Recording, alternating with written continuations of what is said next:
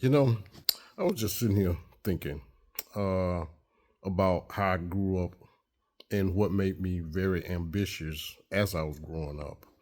Uh, my mom, she basically was a maid and a cook for a lot of rich people in town. My father was a mechanic and he drove 18 wheelers. And one thing she did that she took me to work with her when I was a little kid. So I saw what all of the other people had, which most of them, they were Caucasians, and I saw what they had. And I saw how they were doing it. I was like, whoa, this is what I want.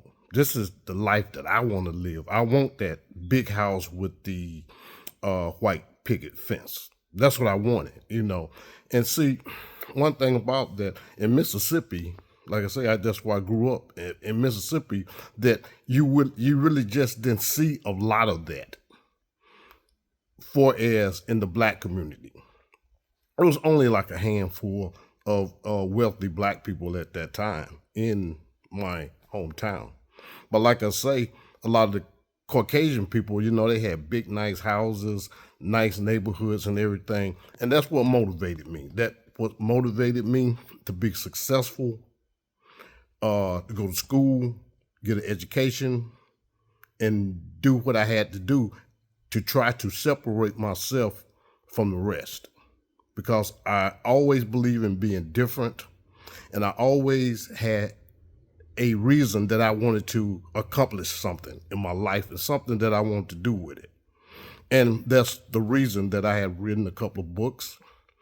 I founded Base Camp United Foundation for Homeless Veterans, and that's what I have been doing after my retirement from the Department of Veteran Affairs as a senior veteran service representative. So that's what I did with my life, and I wish that all of you will do the same. Separate yourself from the rest. Step outside that box. Step out on faith. Go to school. Get an education, which school is not for everybody, but it still helps to know a little bit about business, especially if you are majoring in business. So, like I said, get out there, step out there, do your thing, y'all. Be successful.